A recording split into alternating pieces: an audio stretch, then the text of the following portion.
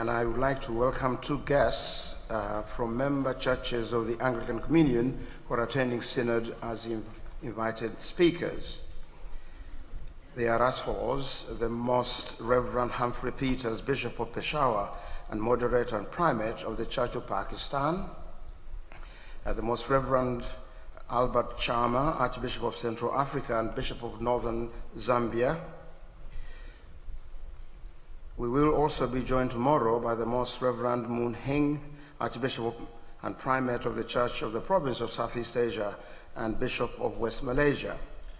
Archbishop Winston Halapua, Bishop of Pelonesia and Archbishop and Primate of the Anglican Church in Aotearoa, New Zealand and Polynesia, was invited to speak to us today, but unfortunately he needed to turn back. He traveled as far as Auckland but had to go back because of very serious ill health. We pray for him for speed recovery, and we trust that the Lord will continue healing him. So please join me in welcoming our Anglican Communion guests.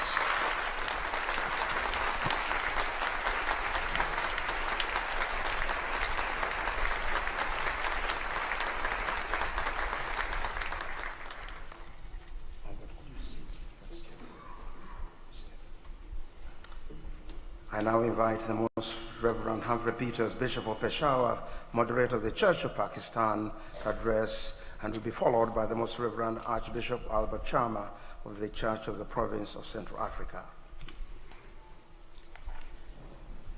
I address Archbishop Johnson Tama, address Archbishop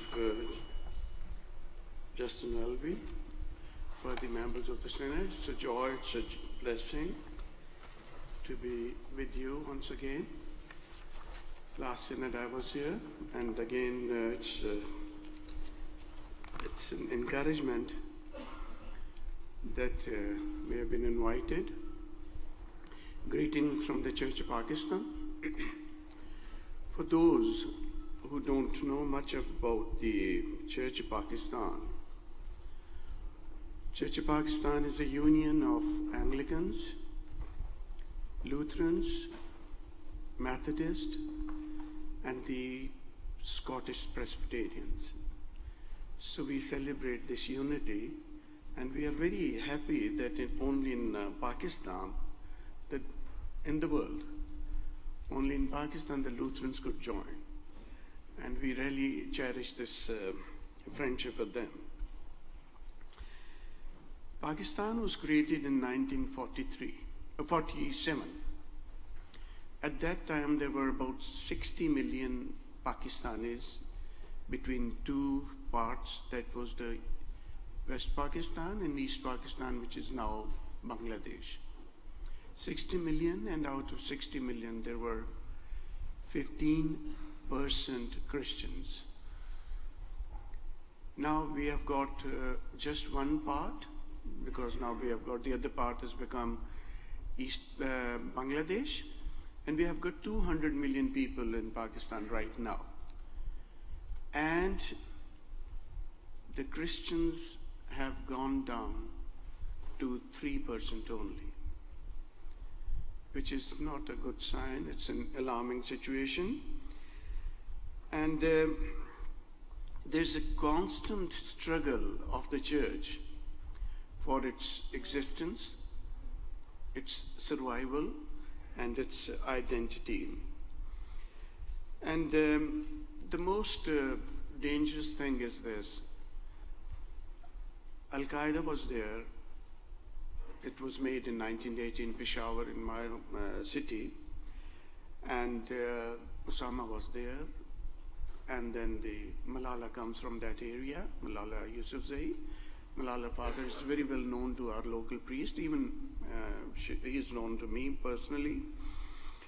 And but the most disturbing thing is that ISIS and Daesh, they have made their headquarters in Afghanistan, next to Pakistan, very close. Only one of our parishes is just 7 miles from Afghanistan.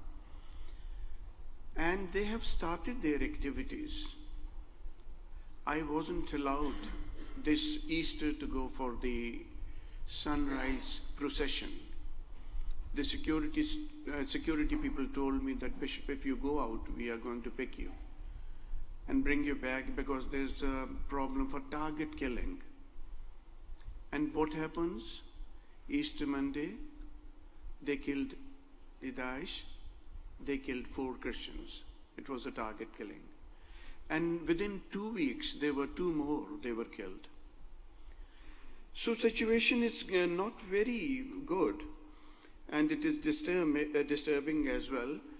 But this real hatred started, and this thing started within Pakistan with the influx of Afghan refugees in 1979. Because the Afghan refugees brought in the extremism, fundamentalism, and so many other things. And you know, they were heavily supported by our friends and dear ones from the West. But this thing really improved, and with the passage of time, the Pakistanis got this idea of extremism, fundamentalism, terrorism, and everything, whatever you call it, and it is there. And if you look at the total environment for the religious minorities in Pakistan, the total environment, look at the legislation, look at the politics, look at the education, look at the social, economic side, everything is not very, very supportive. There's a biased material in education, and the most disturbing factor was recently we are having our elections on the 25th of July. And we cannot elect our people. The minorities cannot elect their own people. They are selected by the winning majority political parties. Very complicated system. So we don't have our direct voice that could really corrupt the legislation which is made, the rules which are made in the, and in the this year, except for one political party, except for one, there are so many, no party has given priority to the Christians, which is again alarming for us. Target killing, no political say, problem, biased education, and all these things are there, which is creating a lot of problem for the church, for its existence and for its survival. And the reason for my coming over here and accepting this invitation was this. Look at Iraq, look at Syria, look at Palestine. The church has fast diminished in those areas in that Islamic context. Now, the waves are coming towards Pakistan as well. But still, there's a time. Still, there's a little bit of hope. And before we discuss about hope, I think I would like to show you a small little video, and then we'll proceed ahead. How can we do things better? Can we have video number 1, please?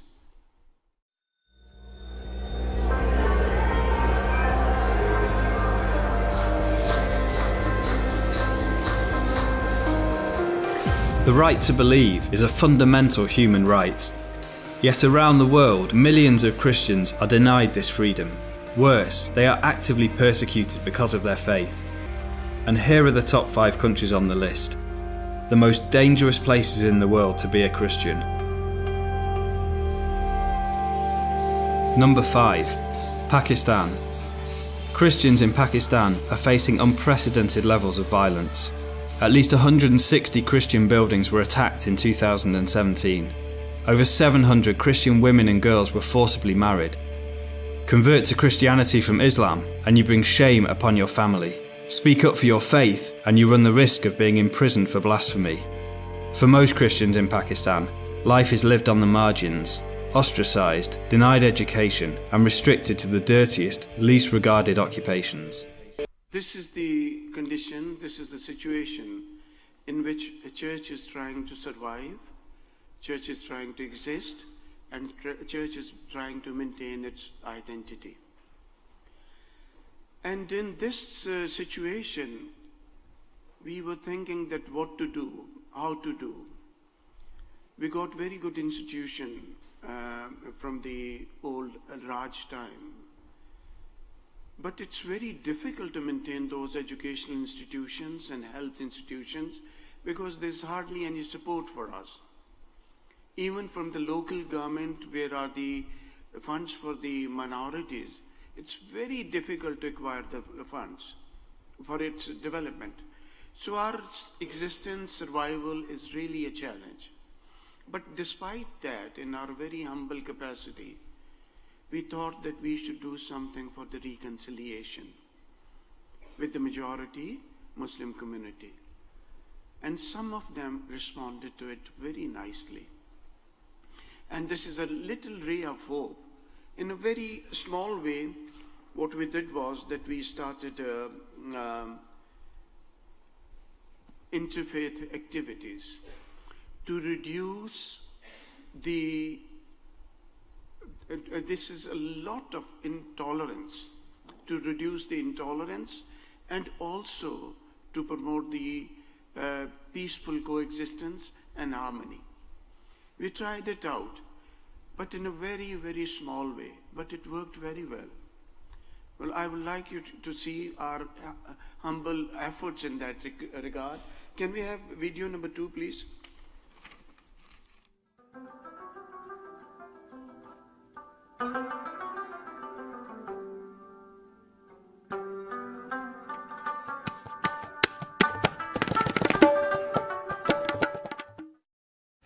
World Relief, with its local partner Diocese of Peshawar, Church of Pakistan, and Peshawar Faith Friends in partnership with the US Department of Democracy, Human Rights and Labour, is engaged in promoting peace and harmony through interfaith network in 5 key districts of Khyber Pakhtunkhwa province of Pakistan.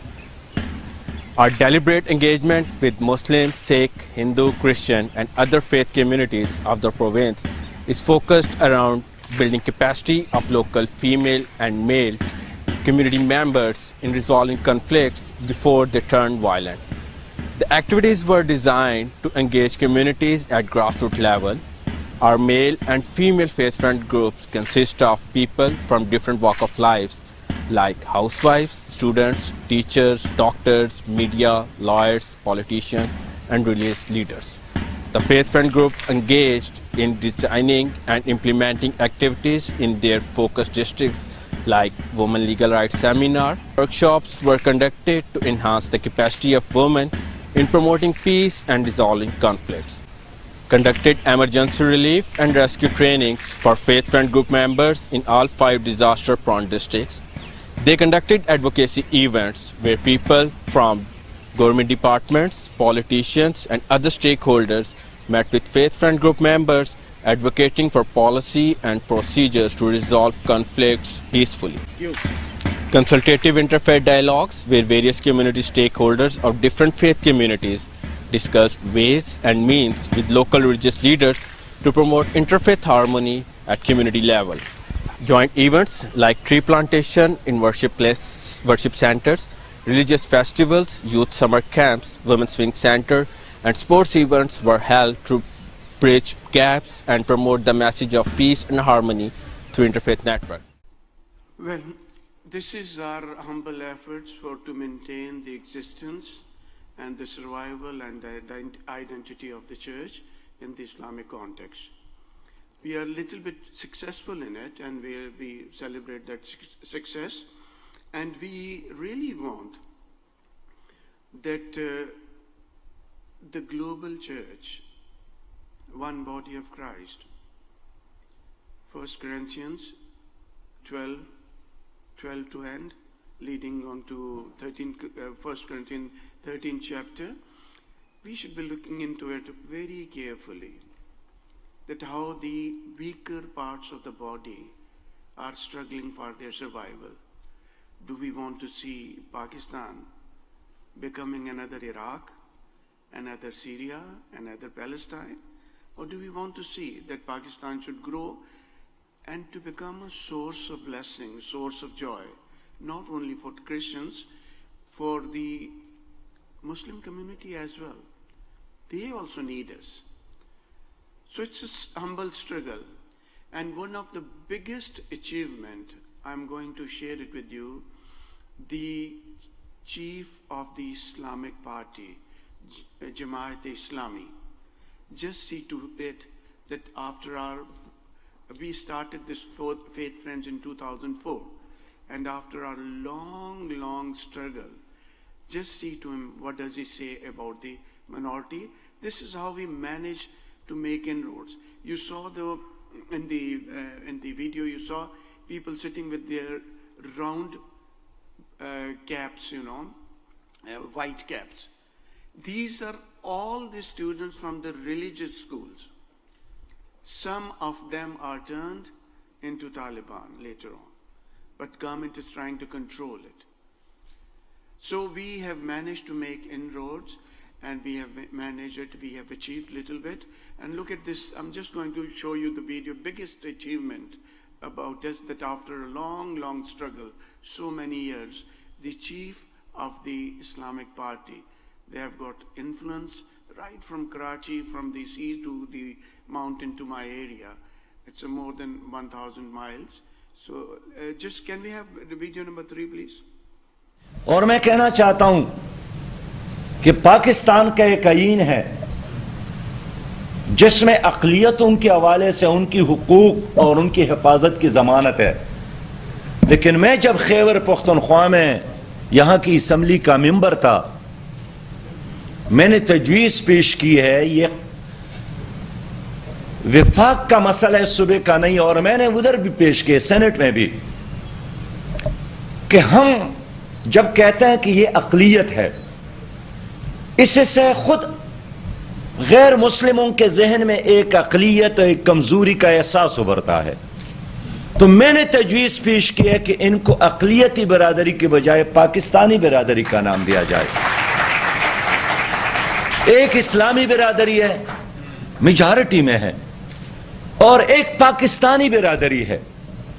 मैं इसलिए इनको पाकिस्तानी बिरादरी कहता हूं कि 1947 में जब पाकिस्तान बन गया तो बहुत सारे लोग ऐसे थे जिन्होंने पेशावर, लाहौर और कराची और क्वेटा छोड़कर इंडिया का रास्ता लिया, लेकिन ये वही लोग हैं जिन्होंने इंडिया जाने की बजाय पाकिस्तान की सरजमीन को अपनाया और यहां रहना, यहां मरना गवारा किया।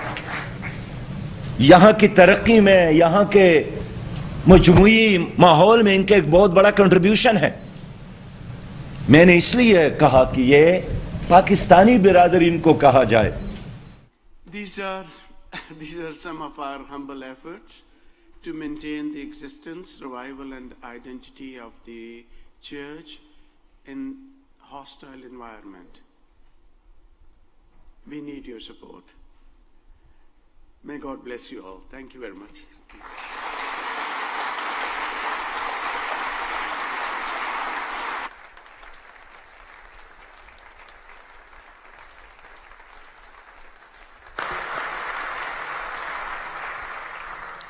I think it is right and proper before Archbishop Albert Chama speaks for us to stand as a sign of solidarity and spend a moment of stillness praying for the people of Pakistan.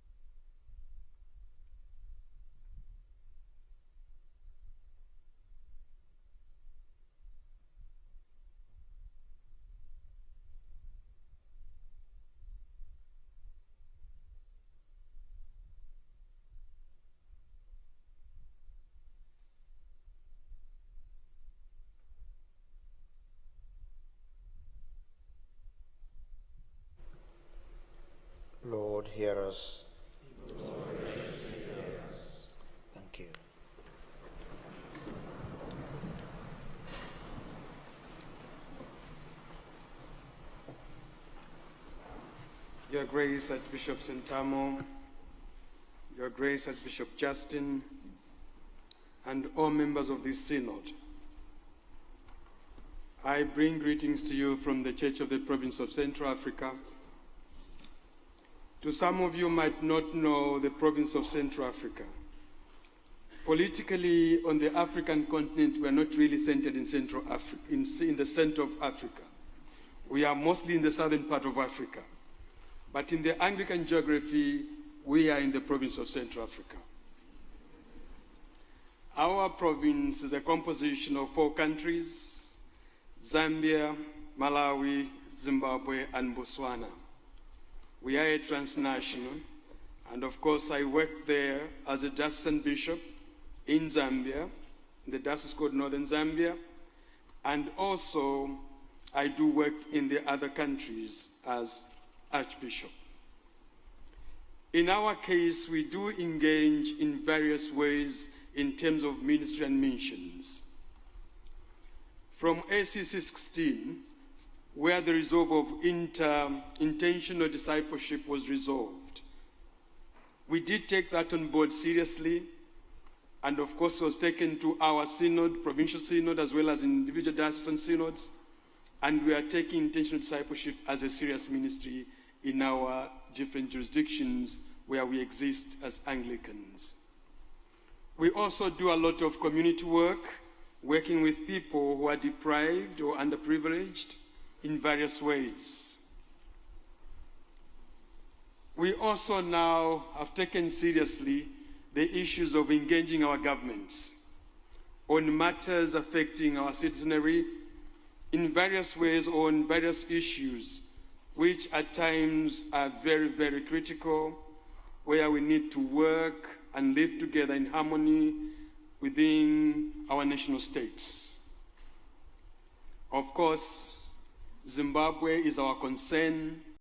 You might have seen in the media that there was an attempt of assassination on the president and his vice and other government officials when they had gone to Bulawayo for campaigns.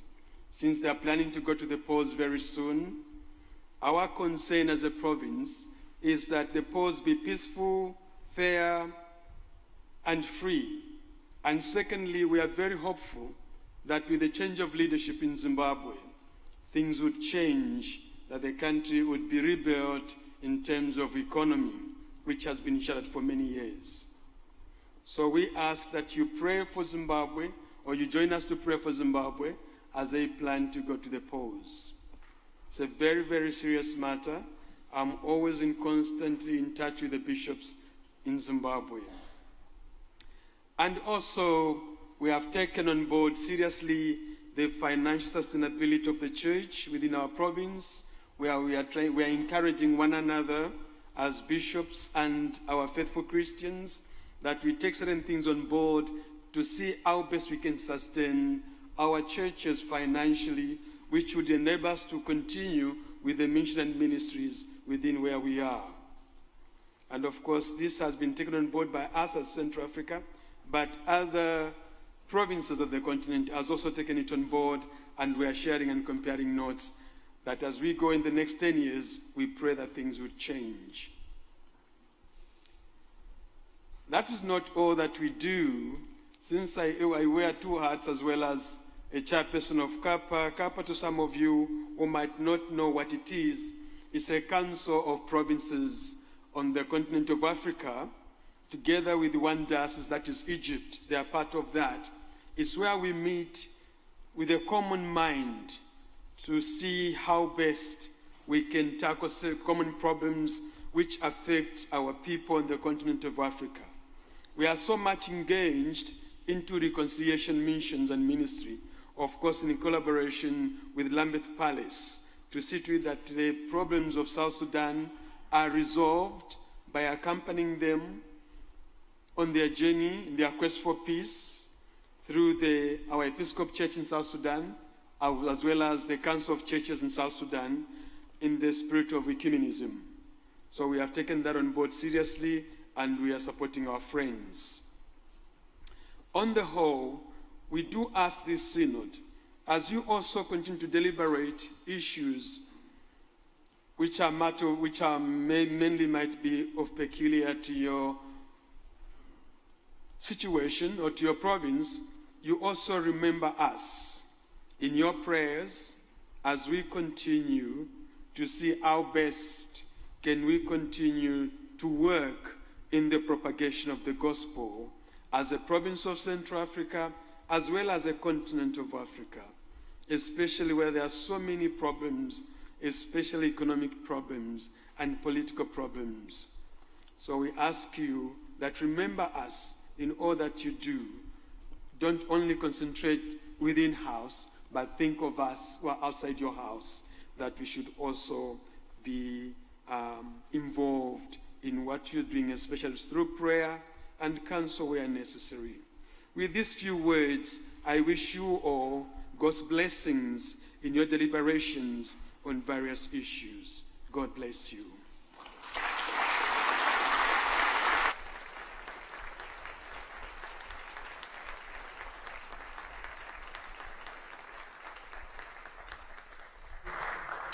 Again, it won't be just the clapping, but the commitment to pray for the province of Central Africa. So we stand to show our solidarity.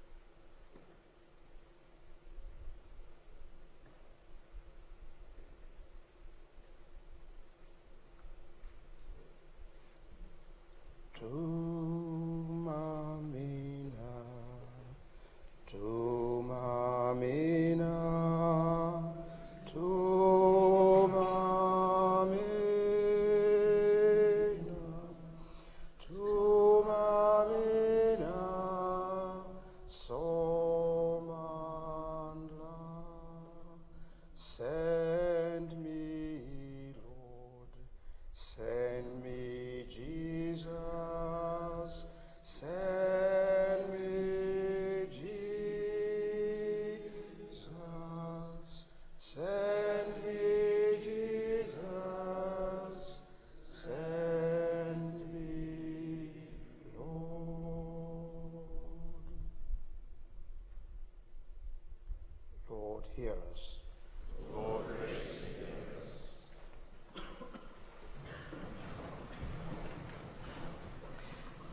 I would like to thank the primates again for their messages to us, and this concludes this item of business.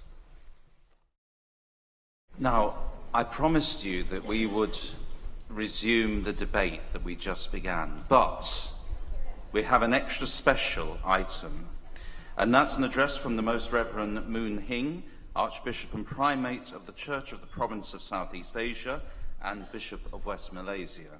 So it's our pleasure, Archbishop, to invite you to address the Synod, and thank you for being here.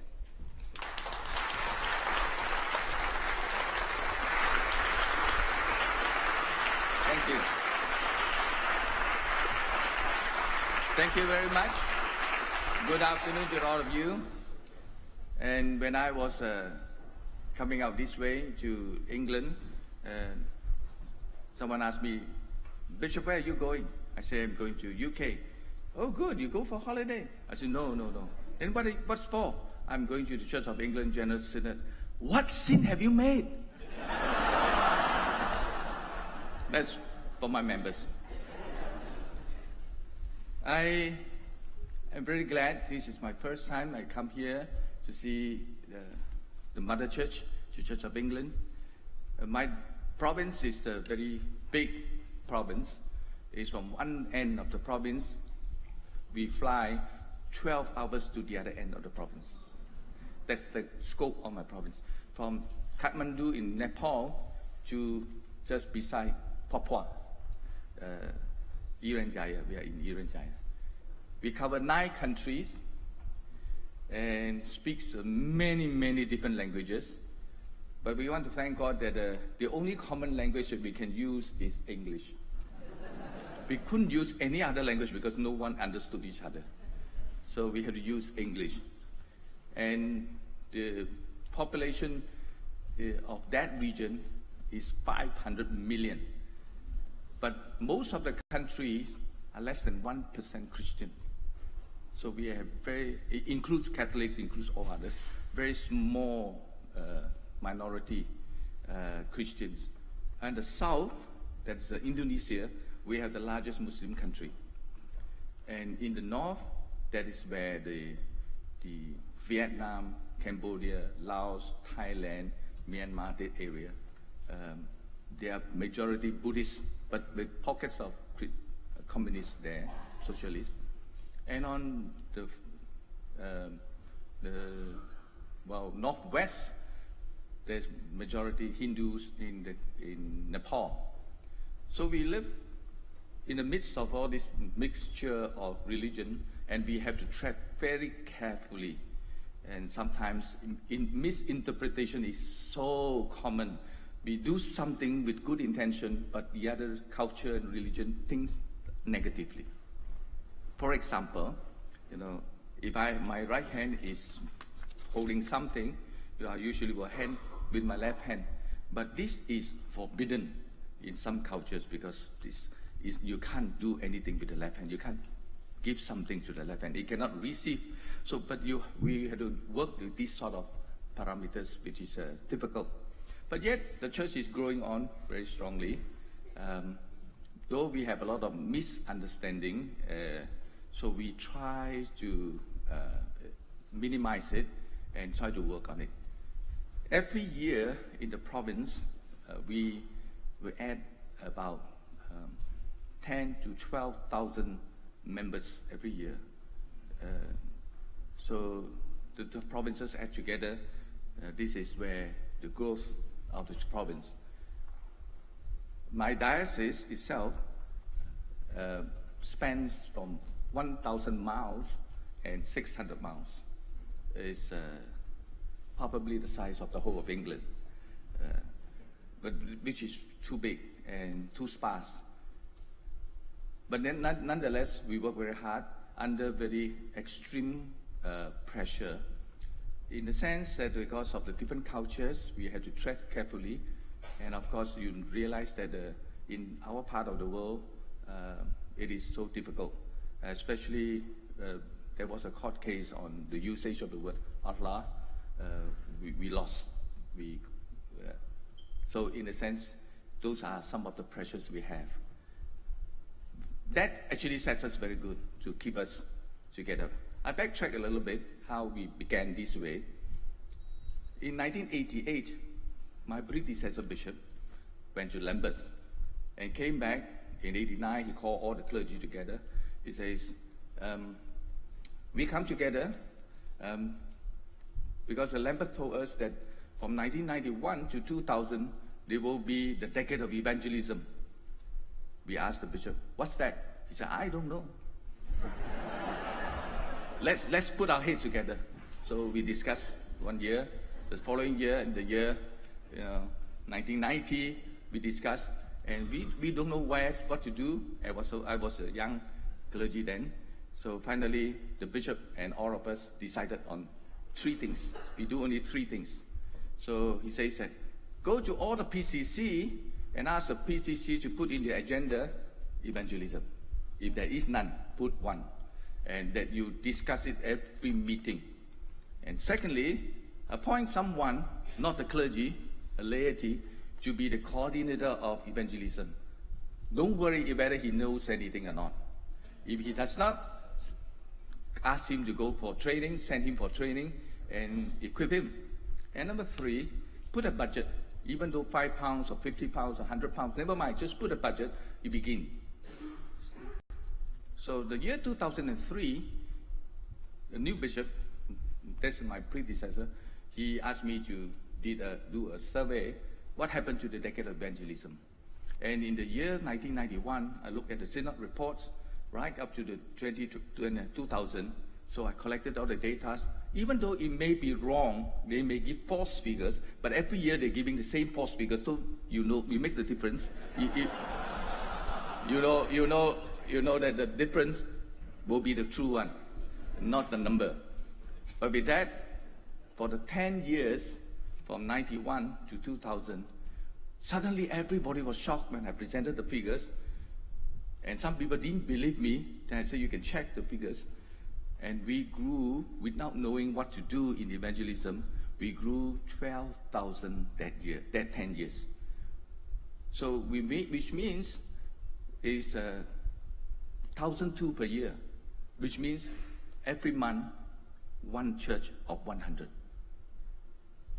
Now when we look back, actually we have, from that year onwards until now, we have planted more than 100 over churches only in my diocese. The one thing that when we look back, I think that is only one thing, good thing that we have learned is to be intentional. We can talk about it, but finally we become intentional to appoint somebody, put a small budget, and just discuss about it. So now our diocese and our province is going into intentional discipleship. After all, we found that there are a lot of people, but then not everybody. They are very skillful, but sometimes you can't use them. If you use them, it causes more problem than not to use them. So now we are intentional by doing discipleship, that they will go down, understood very well what it means to be a disciple of Jesus. So I'm now appointed by Archbishop Justin Welby to be the chair of the intentional discipleship for the Anglican Communion. And I go around to encourage people, but I don't do the job for you, but I encourage everybody how to do discipleship. And it's not the methodology, it's the whole ecclesiology. We must put it in the ecclesiology, that in the end of the product of the church, it's not another church, but it's a disciple. Now I end by saying this one thing. And I believe very strongly that I have a tree, it's a mango tree. And a mango tree produces best mango, very good mango. But when I take and consume this, and I couldn't finish the mango because too many, so I give it to all my neighbors and friends and everybody. So they just consume.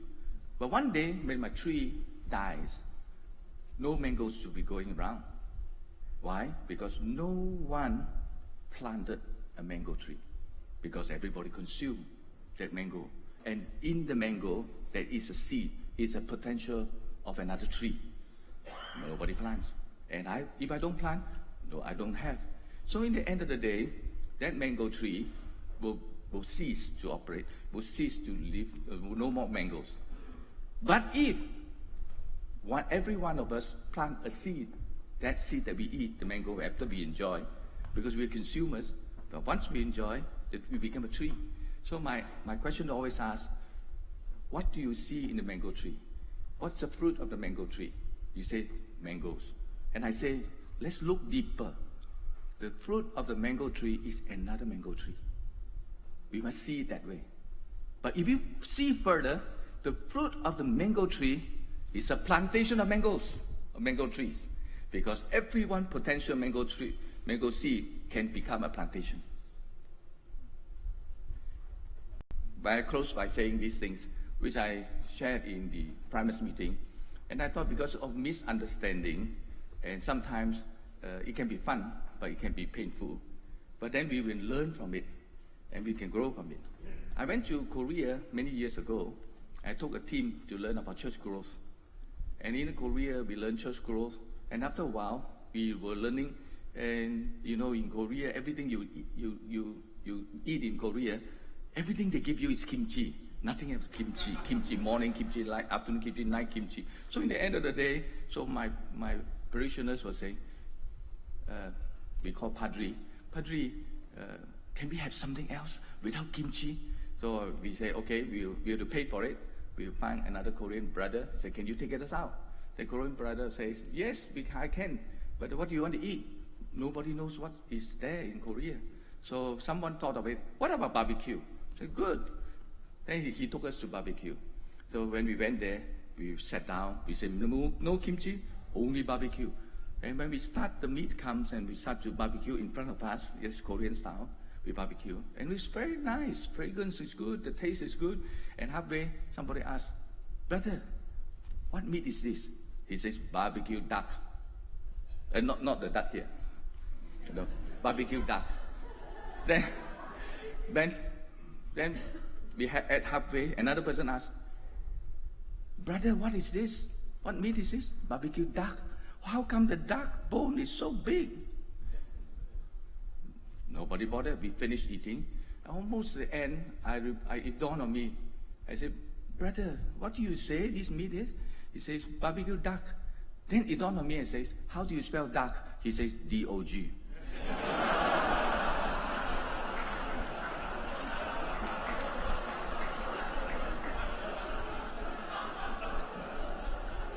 But we enjoy. Next time we are smarter. My dear brothers and sisters and fellow workers in the Lord's harvest, we need to learn from mistakes, but must be intentional. God bless all of you. Thank you.